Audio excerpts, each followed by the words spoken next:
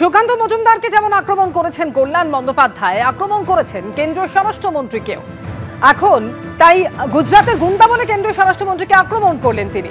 এখন তাই কেন্দ্রীয় স্বরাষ্ট্রমন্ত্রী হয়ে দেশে গুন্ডা রাজ চালাচ্ছে অমিত শাহকে এভাবেই তীব্র আক্রমণ করলেন কল্যাণ বন্দ্যোপাধ্যায়।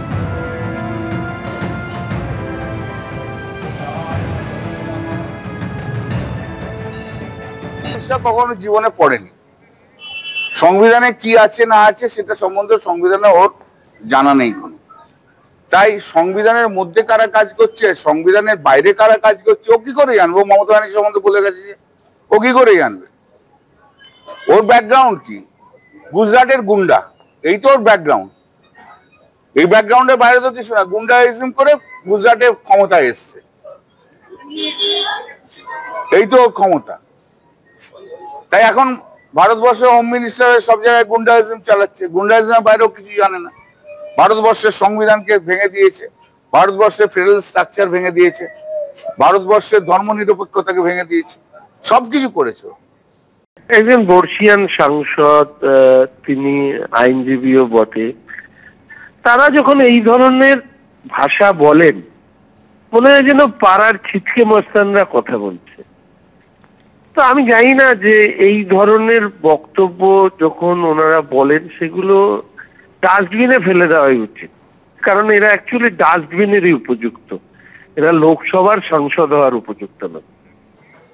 কয়েকদিন আগেই এনকেডি-এর চেয়ারম্যান হয়েছেন শোভন চট্টোপাধ্যায়। প্রশাসনিক সেই নিয়োগপত্র হাতে আসার পরই এবার শোভন চট্টোপাধ্যায়ের নামে বেহালার বিভিন্ন জায়গায় পড়ল পোস্টার। পার্থ চট্টোপাধ্যায়ের বিধানসভা এলাকাতেই এই পোস্টার পড়েছে। আর এই পোস্টার পরেই জল্পনা তৈরি হয়েছে, দলে যোগ দেওয়ার আগে কি তাহলে সক্রিয় হচ্ছেন শোভন চট্টোপাধ্যায়ের অনুগামীরা?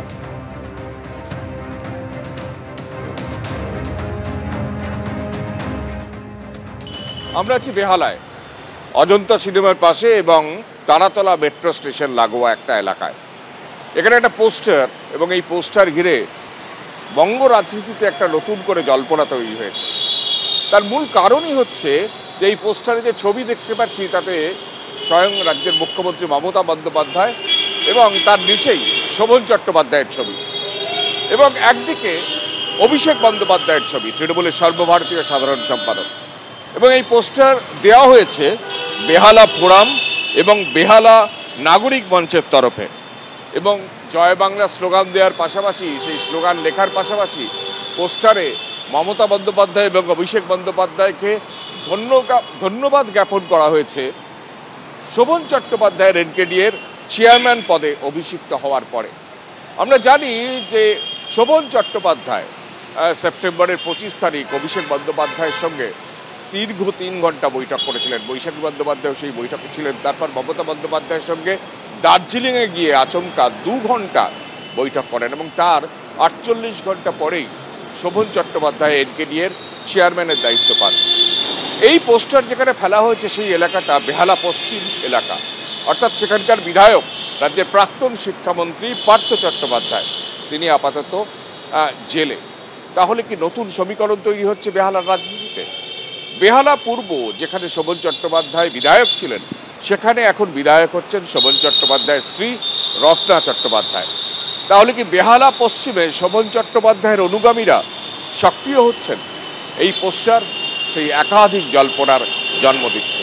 এখন দেখার, সামনের বিধানসভা নির্বাচন মাস 6 পরেই, তার আগে এই পোস্টারের যে ইঙ্গিত সেটা বঙ্গ রাজনীতি বা রাজ্যের বিধানসভা ভোটে কোনো প্রভাব ফেলে কিনা। ক্যামেরায় শুভঙ্করের সঙ্গে কৃষ্ণেন্দু অধিকারী, এবিপি আনন্দ, কলকাতা।